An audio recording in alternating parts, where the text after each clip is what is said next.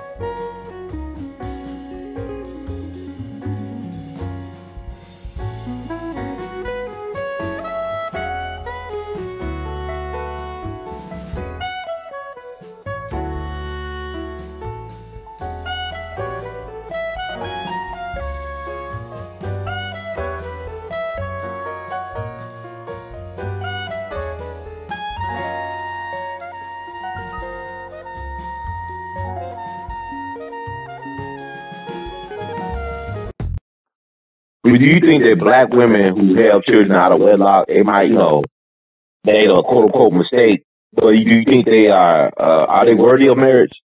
Accidents. No, sure. Accidents happen. Mm-hmm. How many times is it an accident? How many times does it have to be when it's something else? Mm-hmm. And you know what's unfortunate about this? There is a tragic dynamic to this whole thing. Okay. This does not sound good, and I really feel sorry for anybody who actually is caught up in this. But a late friend of mine and I, 20-some years ago, he was with Memphis Housing Authority. We started looking up people, and he started running it through a computer where you could trace their backgrounds. And he found that people who had been in the housing projects for 4 or more generations, it seems that more than 90% of them were descended from slaves who lived on plantations that had 200 or more slaves living on that plantation, which meant they were breeding them. And what we came up with was that what you were looking at in terms of the behavior that goes on in the projects, and now so much in the black community, is essentially that of slaves who were breeding to increase the master's livestock. You weren't interested in marriage. Just have more two-leg livestock you can sell or work your land. Go breed indiscriminately. Or, and see, the other thing they had, they would pick a stud, and the stud was usually supposed to be the slave preacher. So they would make sure that they would attend slave services so they could see which slave women got the spirit, got happy, and got jumping up and about, rolling on the ground. They were led to believe that that meant that that slave woman was coming into estrus, so they should have the stud cover her within the next 3 days to get her pregnant to increase their flocks. Or the way they put it, your stock of your numbers of livestock. Mm-hmm. See, it's insidious.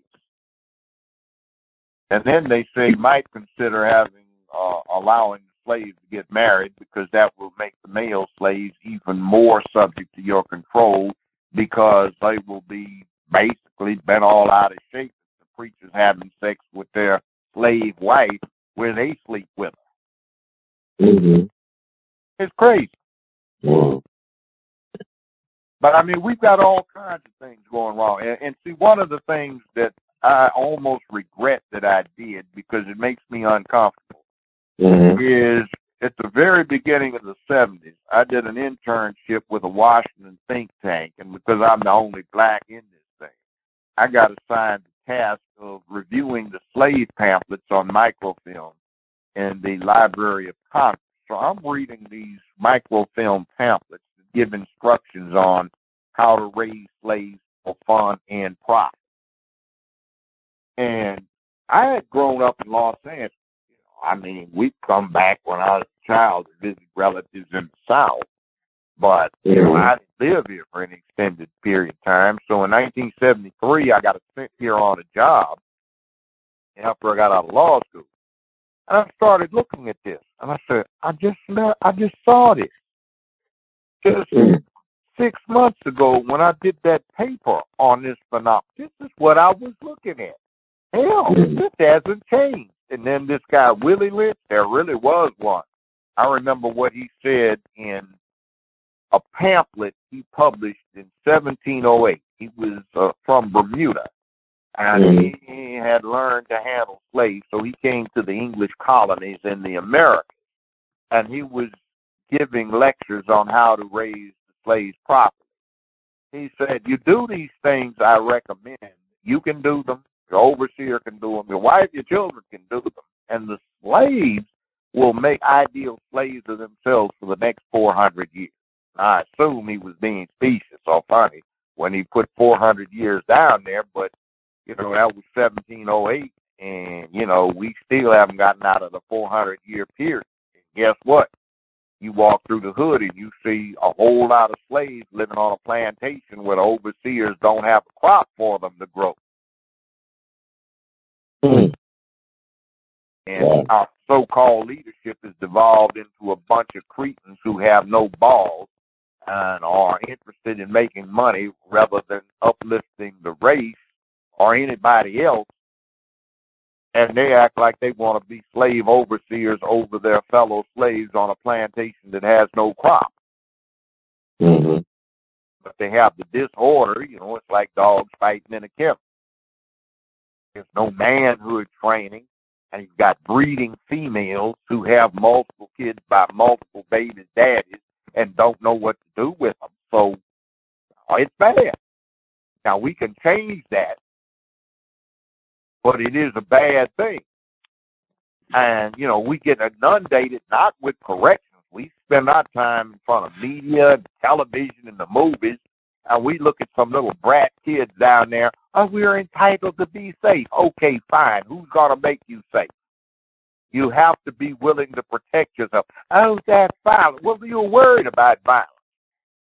So what are you going to do, by the way, if, like I tweeted today, I said, what are you going to, I wonder what they're going to do the first time this generation gets their Kent State.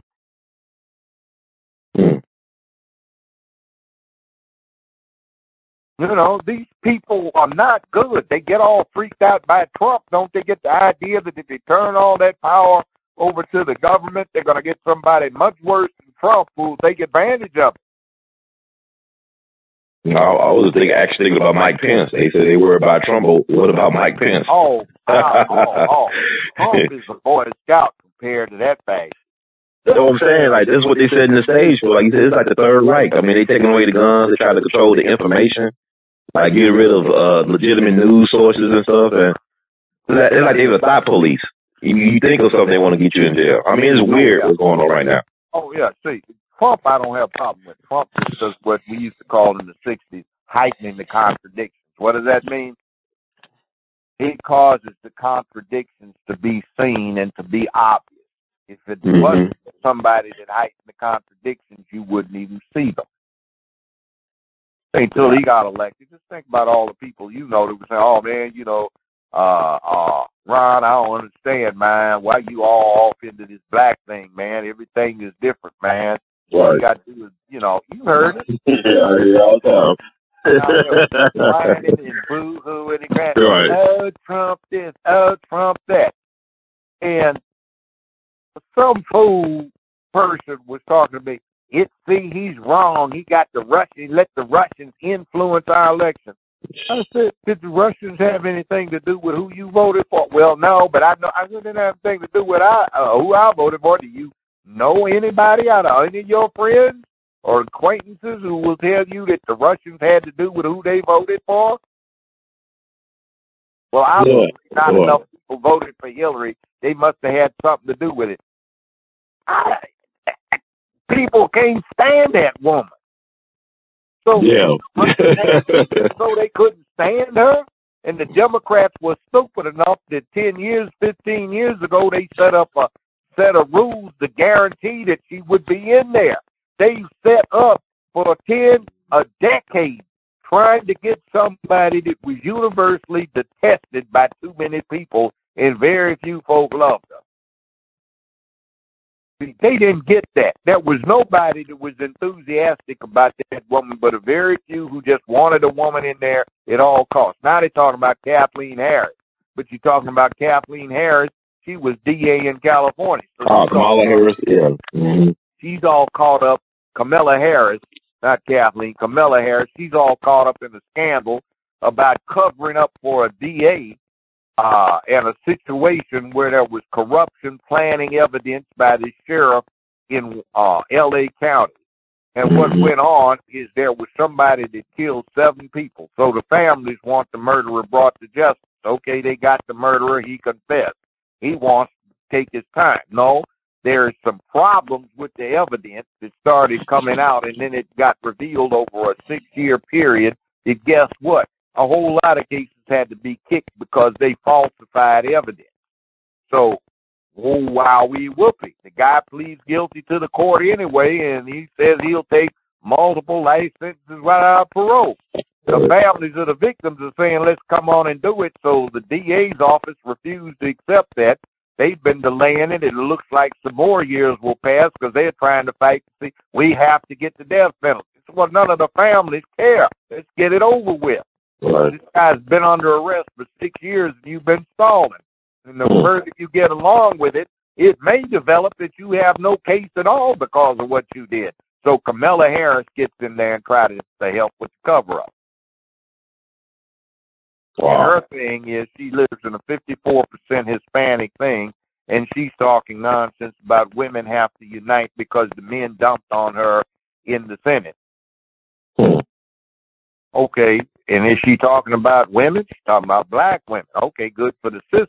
But hey, what about all of those Hispanic women that you represent? You remember you're the senator for the largest state in the union. And oh, by the way, when you were DA, this was going on when you were L.A. County DA, this scandal, this cover-up that you tried to also help cover up. And then when you got to be state attorney general, you didn't do anything about it either. And there are a whole lot of minorities that are getting jacked around in the California system. And when she was in charge, she didn't do anything about cleaning it up. And then there are the people that are the Mr. Big type who were really cutting up, doing wrong. And when she was state attorney general, she could have prosecuted. But lo, they escaped. And we found out that they donated to her campaign. Big money. And people said to me when she was out there as a cute little cutie pie, wearing short skirts as a young female assistant DA, all of the judges used to grin at her and they'd protect her when she tried to get in there and get vicious in a courtroom, not in terms of being effective.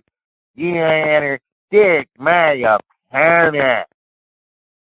Oh, well, now, wait a minute. Excuse me. Your Honor, well, calm down, counselor. She's a woman. See, she got protected, but she got up there with the big boys and like, we're not protecting you. You go this way, you got to hang. She couldn't. So they're talking about running Hillary again. And then Oprah for president? Oh, wow. Oh, come on. She's saying, I'm waiting for God to call me. If he calls me, I'll run. The only person that could beat Donald Trump right now is Bernie Sanders, and the DNC, that's the Democratic National Committee, does not want to be bothered with it. Well, what about Joe Biden? What do you think about him? Well, what's the problem with Bernie Sanders? He's too old? I mean, Joe Biden's all them old. They pushing No, Biden's 2 years older than Bernie Sanders. So if the Democratic Party says Sanders is too old, what about Biden, who's 2 years older? Yeah, I agree. I mean, Biden is a clown. He's a milquetoast nobody. He's just like Hillary. Before he farts, he got to hold his finger up in the air to see which way the wind is blowing. And whichever way it blows, he's going. He's got no leadership. He's a zero. He's like Edwards. I helped campaign for Terry Edwards when they were the ticket up in Ohio for 2 weeks. The friend of mine and I went up there. I was embarrassed because here is Edwards, who ultimately was supposed to be running for president. I'm on the stage with him. I'm getting more applause. Talking about, Judge, why don't you run? Than this little zero charisma cipher who's got a short man's complex. And then, see, that whole thing about what they did with Hillary, they thought she was going to get in there. See, Obama was supposed to knock Hillary out of the box. And then what was supposed to happen is the Republicans were going to rip up on Edwards because they had so much scandal. Well, guess what? He self-destructed too early, and their boy Barack beat Hillary. So Hillary didn't get in, but the Democratic Party was all bent out of shape by that. They just went for the flow, but they set up some rules to make sure that when he got through and she ran, she would be the presidential candidate. And they got the man right there, Bernie Sanders. Well, he's not a real Democrat. So what? Trump's not a Republican really either, but look who's in there. So we're going to this stupid song and dance, and the only person that really needs to be in there who's got any vision is Sanders. And guess what? Did you see that financial disclosure thing? All these people been employed by civil service their whole lives, and they're multimillionaires. How do you get to be a multimillionaire off of a civil service salary? That's a good question. And then you have Bernie Sanders. His net worth is about $700,000. Most of that came because he was a carpenter at one time in life. And see, we have a passing that happened today. And I will say something about that. Today's date is March 26th. March 26th. And we had Linda Brown, who was the brave little 9-year-old girl who was denied admission to a good school, and she and her also brave father, the great Thurgood Marshall, proceeded to Brown v. Board of Education in 1954. So the sister upheld the faith through her lifetime. She was a righteous person for the cause. So she passed today. Yes. Now, for that matter, one of my mentors passed yesterday. Now, I won't mention his name because of what I'm going to say, but it's a good thing. All of these no-good house Negroes today that claim to be leaders that talk about they have to be reasonable and they cannot control whatever is going on. Well, guess what? 50-some years ago, at a certain major university where there was insufficient African-American admission, some of us worked on getting some black folk in that school, and the administration reneged. Well, some of the brothers were righteous. Did they think about jeopardizing their careers? No.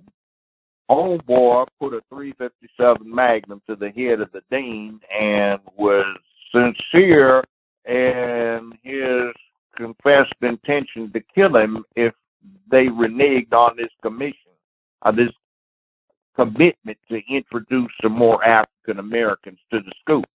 Wow. But he retired, a successful man, lived a long age, grandchildren, all his children are successful, wife is successful, good man, done a lot for the people. But you see, he had bones. Wow. Now, I'm not advocating that by no way. I do that, but, you know, people can study what actually happened, and they can determine whether it's worth, you know, put that out there to do something for the people. No, that's powerful. I mean, but I guess that I don't know what to say because I look at. I mean, you look at that march on the weekend, and they had Dr. King's granddaughter up there. I remember seeing her 2 years ago in Nashville for King Day 2016 with her father MLK III and Dick Gregory, and she said some motivational stuff then. But I'm saying, what do you think about that? The utilization of Dr. King's granddaughter for this anti-gun movement? You know what? In the 60s, we said nonviolence was a dead-end street. It was more designed so that somebody who has a masochistic streak can be down on his knees while some fool is beating him about his head until somebody feels guilty about it. And our position was, you do that, we're going to try to take your hand off and your head off, too. That's 50 years ago.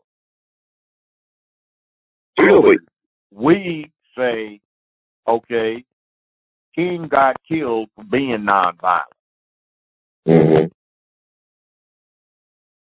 Wasn't a good way to go out. He got blasted like some animal walking down a game trail. I know what happened. The FBI was complicit in it. They furnished the weapon. It was an XM-21 7.62 by 51 NATO caliber special conversion of the standard M14 with a special stainless steel barrel, 73 of which were made by the Army Marksmanship Unit and assembled into select M14 so they would give stellar accuracy. They had a peculiar rate of rifling twist. It was down to unique then, which was one turn in every 11 1/4 inches rather than one turn in 10 or one turn in 12, which was typical of all other 30 caliber weapons that you could buy over the counter then. And that precisely matches the characteristics on the bullet they pull out of King's body. The bullet looks like it weighed about 162 grains before it hit him. Guess what? They loaded up a whole lot of special ammo with a 162 grain bullet that metallurgically matches the stuff that the FBI got several thousand rounds worth of, issued along with the 5 XM-21s they got on an invoice in late December 1967. The Defense Department wanted them back. They saw no reason for the FBI to have them. And in late April 1968, upon demand, the FBI conducted an inventory, and they claimed they could only find 4 of them and didn't know what happened to the 5th one. That was what King got killed by. The shot came from the fire station dormitory. It did not come from the flop house. It didn't come from the bushes.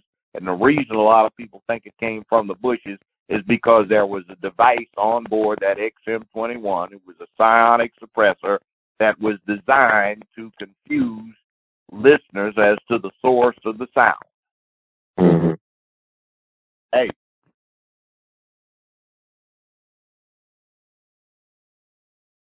And interestingly enough, the Memphis Police Department concluded that Ray was not even in Memphis. They said he wasn't the killer. We haven't found the killer yet.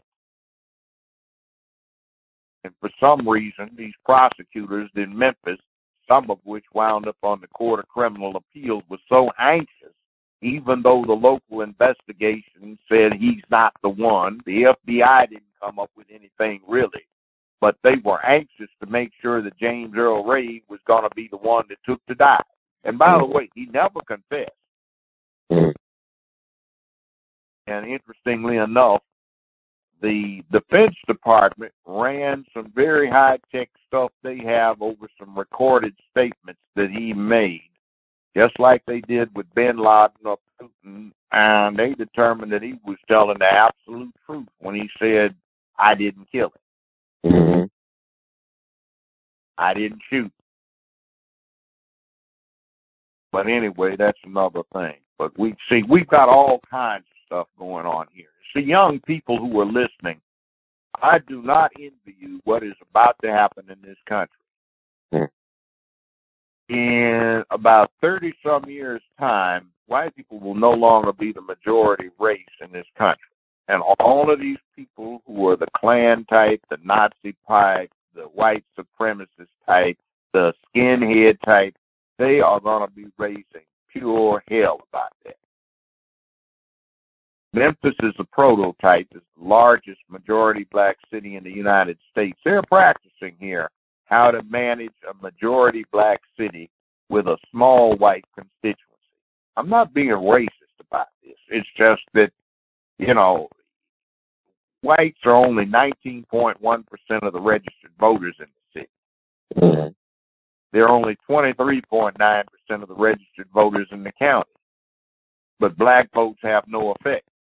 The Justice Department 10 years ago found, this is under the Bush administration, not Obama, that in this area, the use of the deballed voting machines had not produced a fair election since 2000 when they got installed because they'd been corrupted. They gave the city and the county the money to replace every machine. But for the last 10 years, there have been black Democrats on the county commission who voted against replacing machines, and all it takes is a simple majority vote, a resolution. And the machines are so bad that the state of California has a brochure that it used to have online on how to hack the machines using a smartphone, where you could detail or dictate the outcome of an election by typing up a certain type of text that you send to a third party. You just press send when you're within 5 or 6 feet of the voting machines, and the slot where you put that card in that gives you your ward precinct will pick up the transmission, and you corrupted that machine. Then in 10 minutes, everyone in the precinct, and then within 45 minutes to an hour, you corrupted every machine in the system. Mm-hmm. And by the way, 20 years, there's never been a breakdown of a voting machine in a majority white precinct. How come we only have them in the black precinct, and every time there's a disgracefully high number that break down in the black precincts? Mm-hmm. See, but our elected officials have no cojones. They don't pay attention to that. Wow. And then let's say, okay, let's take the guys who want to get up and get King's granddaughter in there supporting the no guns. Well, look at here. I've been in criminal justice for 40-some years, and I can tell you all police can do is basically is draw a white chalk outline around your body. They can't stop somebody from killing you. So what are you supposed to do? Take a bucket of rocks like this principal did at this one school that he wanted, students to be unarmed? That is ridiculous. What are you going to do when you have somebody who can take a baseball bat and go buy, common fertilizer and kill 250 people at one stroke? See, all you have to do is, let's say you want to take somebody out and really make a point. These schools in a lot of cities have no fences around. All you got to do is take a van, SUV, a clunker, a pickup, pack 200 pounds worth of fertilizer, and you've got the equivalent of 300 pounds worth of TNT, which is a whole lot of TNT. By the way, a 1,000-pound bomb, most of that is steel casing. You've got maybe 150, 170 pounds worth of, guess what they use as a filler? Ammonium nitrate. You don't want to be anywhere around a half-ton bomb going off. So let's take the van up there, and you've got 250, 300 pounds of ammonium nitrate fertilizer. You've got a couple of 12-volt batteries and a little black powder, and you just decide to drive the thing up on the lot, where the teachers park right between two buildings, and walk down the street and take your cell phone and hit send, and the cell phone you hooked up with the detonator in there, which is basically black powder with a battery running bare wire through it. And boom, you've got a situation. How many kids you wipe out if you take down a whole school building?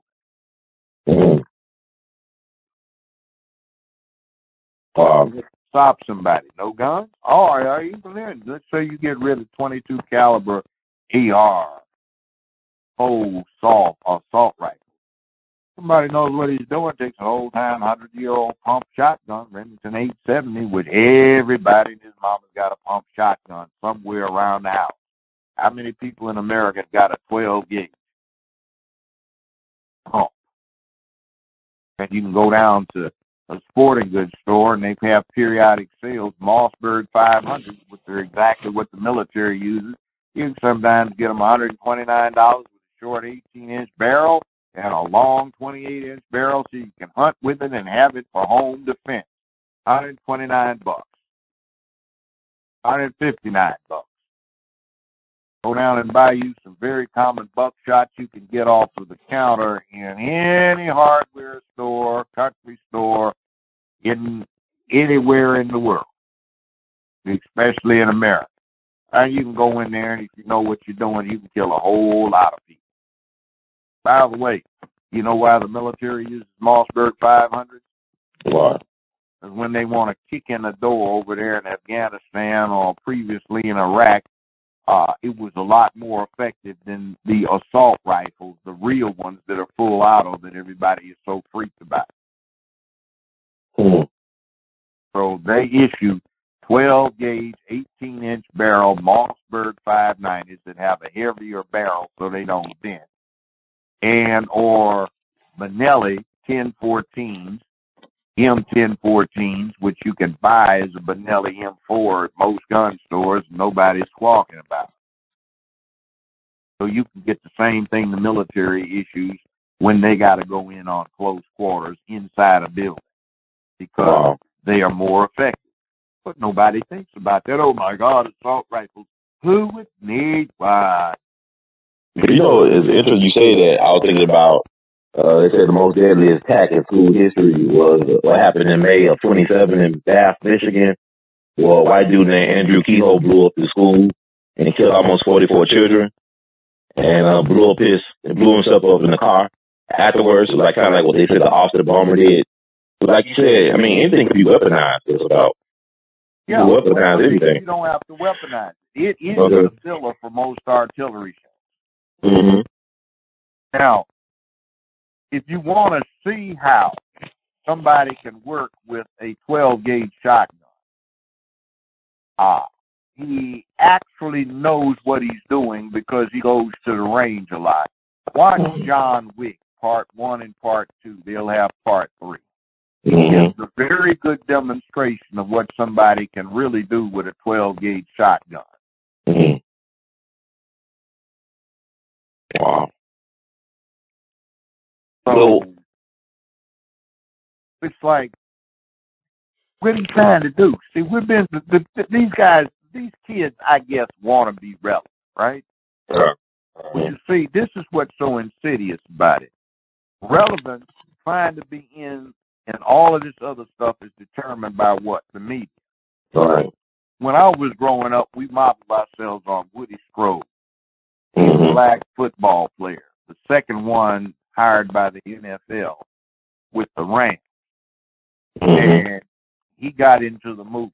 And then they had John Wayne, and then they had Lee Marvin and all of that bunch. You know, everybody modeled themselves on that. So they want to be relevant. So what these people are doing now, these kids, is they're modeling themselves on what the media tells them. They don't have any original thoughts. They haven't thought this through. It's just they hear it, so they want to be in, and they're going off because this is the thing without understanding what it's about. You see, the Second Amendment is in there so you don't get a tyrant deciding that he's going to run stuff. Trump is by no means the worst somebody that's been off in the presidential office. There were some people back in the early part of the 19th century that if you had them in there now with what they have available, oh, that would be horrible. Let me give you a scenario that is all too real.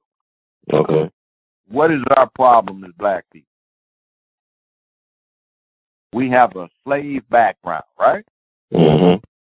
So Lincoln signed an Emancipation Proclamation that only freed the slaves in the states in rebellion by declaring them contraband. It's 1863. 1865, you get the 13th Amendment that outlaws slavery and involuntary servitude, right? Wrong. It doesn't. It only says it says this approximately, there shall be no slavery nor involuntary servitude except upon due process of law as a punishment for a criminal offense. What are we talking about? Direct path from the schoolhouse to jailhouse. And how many of who is sitting up in the jailhouse under American constitutional law?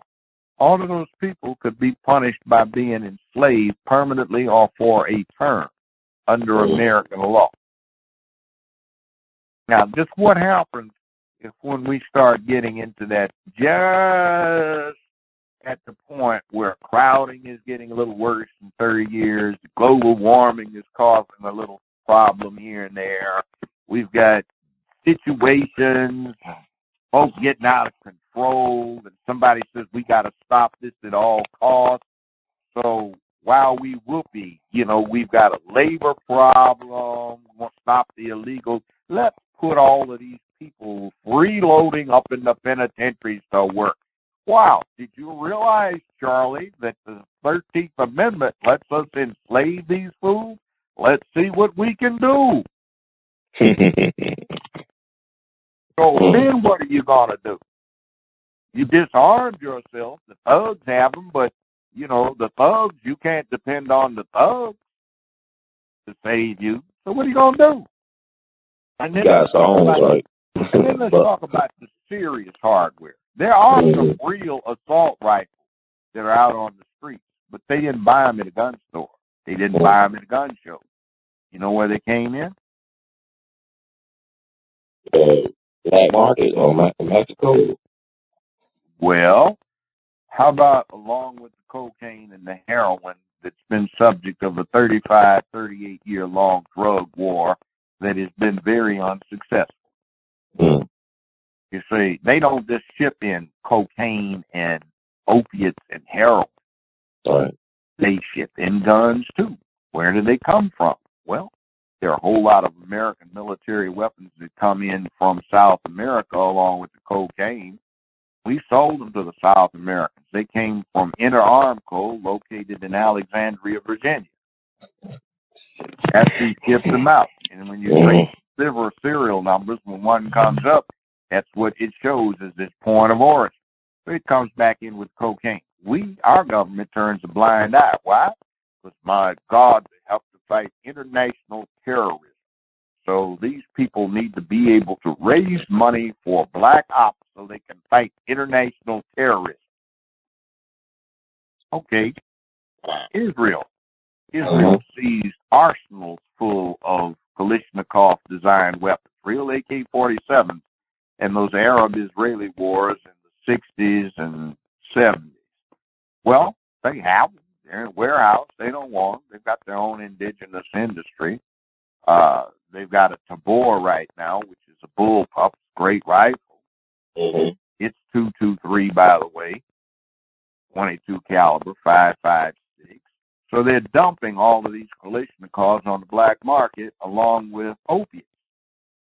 So the U.S. government turns a blind eye because ally Israel needs to raise money for black ops to deal with ISIS and terrorism. Okay. And then you've got further into the Middle East, you've got Afghanistan and Iraq, where there are a whole bunch of Kalashnikovs. Remember, they seized all of these weapons that Hussein's boys had stashed away, and they turned most of them back over to the Iraqis, who need some quick cash, and then a lot of those got seized by ISIS that came up because we created a power vacuum. So they're selling them with the opiates that come out of Afghanistan, and they're coming back into the country.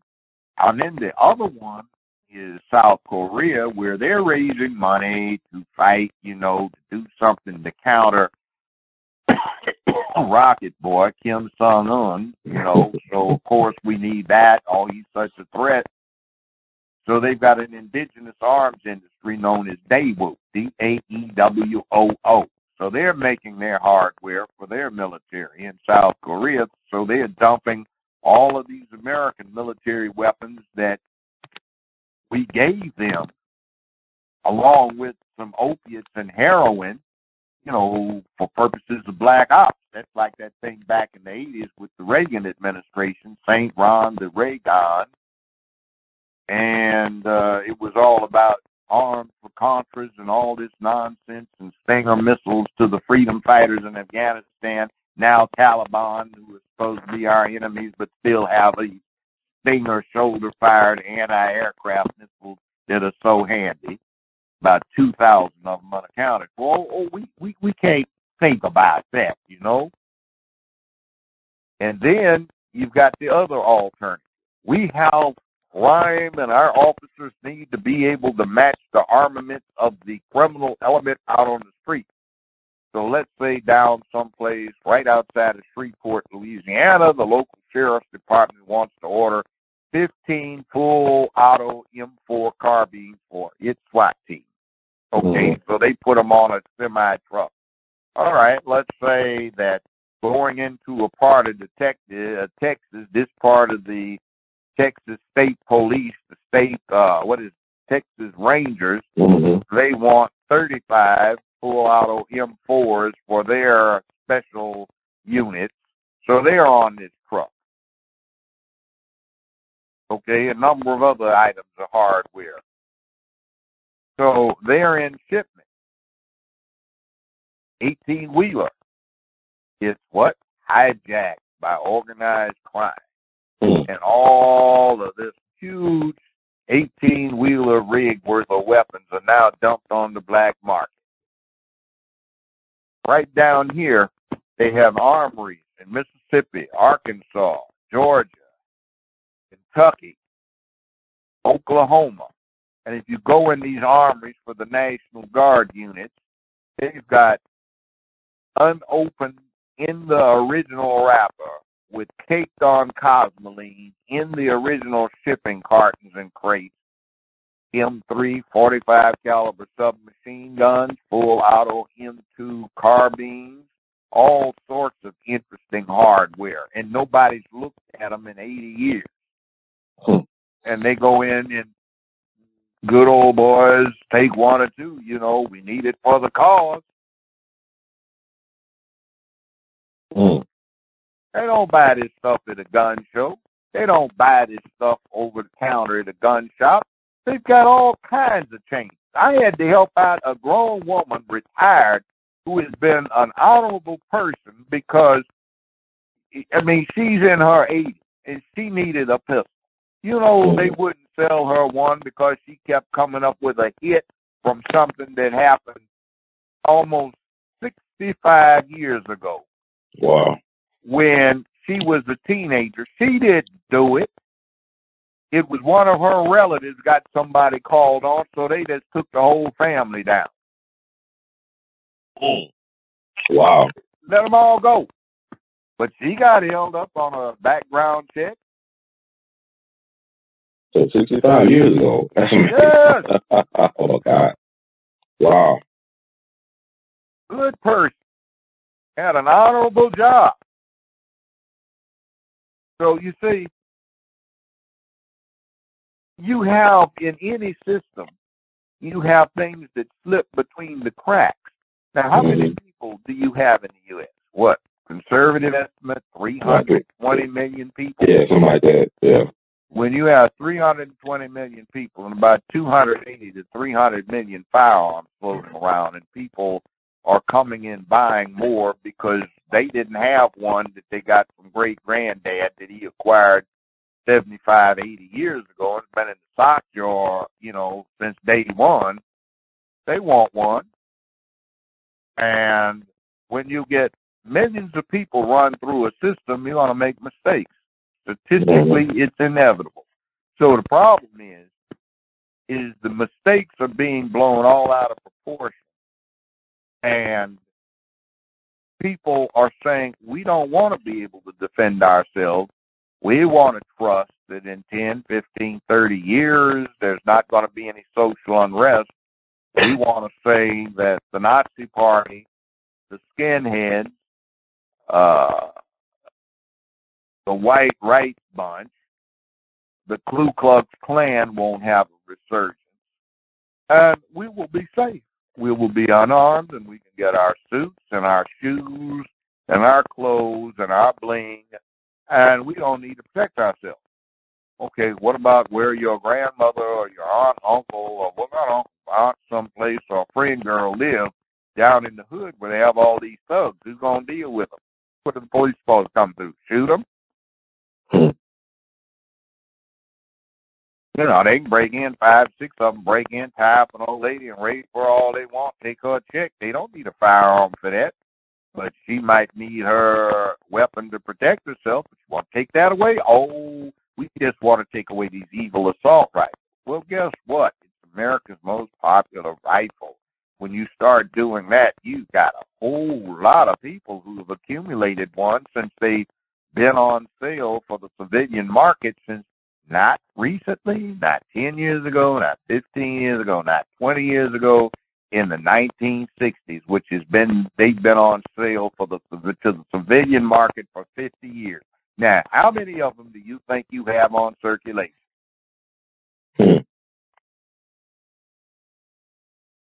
It doesn't make any sense. That's not the thing. What's wrong is this wrong-headedness about the way you raise children, the way you don't need a father in the home, I don't need a man, I don't want a man, I don't want to be a man syndrome. Yeah. You see, that's bad. The way in school, you can't punish the kids in school, so what do? We suspend them and we give them time out or make them sit out in the hallway. They don't want to be in class anyway. So is it a punishment giving them what they want in the first place? That's an incentive. Yeah. Makes no sense. You know what? Go ahead. I was thinking what you were saying about men. Like the New York Times article, it talked about a lot of things that even in the poorest communities where men are present, not necessarily the biological father, but where you had men who were present in that community, it made a difference for the young boy's life. Oh, yes. See, it's the idea of manhood. His father may have been a scoundrel and run off. Right. He may have died by a heart attack, accident, in a war someplace. You know, the mother may have had an accident. But if she understands the value of manhood, if the grandparents, the aunts and uncles understand it, if the neighbors understand it, if the mainstream media understands and pushes it, then that boy has a good chance of having the appropriate ideation put in his head so he learns to and values the control of self. So when he looks in the mirror in the morning, he doesn't need a police department to keep him straight. He keeps himself straight. That's right. I do this because I'm a man. It's my job to make where I live a better, safer, more secure place filled with economic prosperity, ethics, and a sense of morality and purpose. You see, he does that to himself. But when you don't have that, and you have the media showing what is the popular thing, you got gangster, thug, hip-hop, rap video, where it looks like the guys are all down and they got all the babes bouncing around half naked, you know, real masculine thing, male dominant. That's not what you're looking at. What you're really looking at is these half naked women. He's 17, and that's his 29-year-old mama playing hoochie mama in the middle of the summer with a 40 ounce in one hand and a cigarette in the other. That's his grandmama, who's 42, just got through having a baby. She has on some booty shorts and a halter top playing hoochie mama. And that's his aunt. Now that's their girlfriend. That's what he's surrounded by. And the men come in, you know, looking toe down, you know, like hand out, you know, begging and simping. Yeah, baby, you know, sweet daddy here. Oh, honey, you know, mama gonna take care of you, honey. Right, yeah, oh, yeah. Yeah, that's true. Just telling like it is, man. I mean, it's almost a cliche. It sounds strange, but I'd ask, you know, I wasn't one of the judges who wasn't in touch. I had to do different things when I had a probation hearing. It's all right, young man. You're asking the court to place you on probation. How are you going to support yourself? I don't see that. The court doesn't see that in the record. Yo, Judge, see, I got plenty to post. I got 4 women. You know, 2 of them got good JOBs. One get a crazy check, one get an AFDC thing. You know, they takes good care of me. Well, what do? I smooth them out. What do you do? Well, ain't that enough? No, it's not. Sounds like a drone. You know, these are a wild-born ant, maybe, but, you know, I don't see you have 6 legs looking like an insect. What's your problem?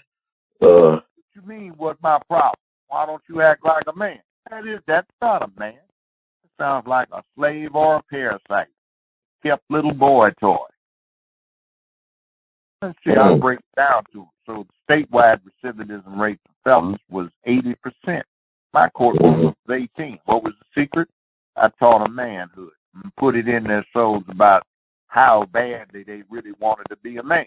So you know how children learn? They imitate adults. So if they got a man around, they can imitate the man. If they see a man on TV, they can imitate that man. Do they see men on TV? No. Not men. Or they act like psychopaths, or they, you know, glamorize drug dealers or OG gangsters in the hood. That's what we look at. Or they're little sissified fools, or they have little stuff like, what is it? Cosmic stuff. It's a cartoon, an animation where the heroine is a black female doctor. She's got a cute face, got a big old butt, you know. And she brags to her friend girls who are also lady doctors, and she talks about how well her husband takes care of the home, does the dishes, and he has such great taste in drapes and furnishment. And he always cooks, and his meals are just so great. And you got this little frilly punk drone, black man who doesn't have a job because he says it's best for him to stay at home so his wife can devote full time to her career. Dr. Stuffing, this little 7-year-old girl who's got a magic necklace that turns stuffed animals and toys from being inanimate to being actually alive. So she doctors on it. And then she's got all the little girls she leaves in the neighborhood, and they're smart, and all the little boys are dumb creepins that are sissies going to grow up to be drones like daddy there. At least they have them in the home, but what's the point of a man who doesn't work? That's a disgrace. See, that's just too many stereotypes about us. So it's all white females who come up with this cartoon. They designed it, they animate it, and they write it. But they use black folks to make their presentation of their point of view, and the black male in there is not a man, he's a drone. And don't we have too much problems in our community, too many problems in our community with men who don't work? Right. And speaking of that, let's not just talk about us. The Defense Department even got upset about this 7 years ago, when they came out with a white paper on it. Do you know what percentage of the workforce is male in America, all races considered? What is the percentage? 44%. The majority of the workforce, 6% is female. That means 21% of the males in this country, 21+%, are not employed. And they aren't even included in the unemployment statistics because they haven't worked enough to be considered. Do you know what percentage of the high school graduates for the first 10 years of the 21st century were male, all races considered? That's 28%. You know what percentage of the college students, undergrads, were in America for the first 10 years of the 21st century? Just 32%. You know what percentage of the graduate students in America for the first 10 years were male, all races considered? 36%. Wow. Now you see what the problem is? And let's get deep about it. For 50 years, 48 years, they have had a Take Your Daughter to Work Week. You ever heard them talk about Take Your Son to Work Week? No, sir. Of course not. So are you surprised at what happened? the policy is, remember, no cap guns, no water pistols, no war toys. Oh, my God. And that's the way they get it. Or I'm on the West Coast. These folk are multimillionaires. I'm in one of those kind of parties you see on TV. It's at one of those kind of houses. They've got all these parents around, and the women sound like they are attending a conference, a convention for child psychology. And I'll never forget this one instance. There's this brat up in the tree. He's climbed up in this guy's tree. And the mother is standing there going, Jonathan, please come down, Jonathan. You might get hurt, Jonathan. And then went to Mama. Jonathan, please come down. She's begging this kid for like 10, 15 minutes. She even starts crying. Jonathan, Mother is going to cry. I'm so nervous you're going to hurt yourself. I don't care, Mama. I'll take a 10-minute time out. I'm having fun. Oh, please, Jonathan, come down. Mother is so worried. And she's got tears running down her face. Well, the inevitable happens. The branch breaks. This little fool falls about 8 or 9 feet, 10 feet, I guess. And he cracks his wrist, it turns out. Mother goes all hysterical. She's rolling all on the ground in hysterics, screaming, and, she's clutching the boy, trying to squeeze him so he can't breathe, and people are trying to get her to unpanic so they can see what actually happened to the boy. And she shrieks and shrieks. Somebody said, well, let's take him to the emergency room. There's one not far away.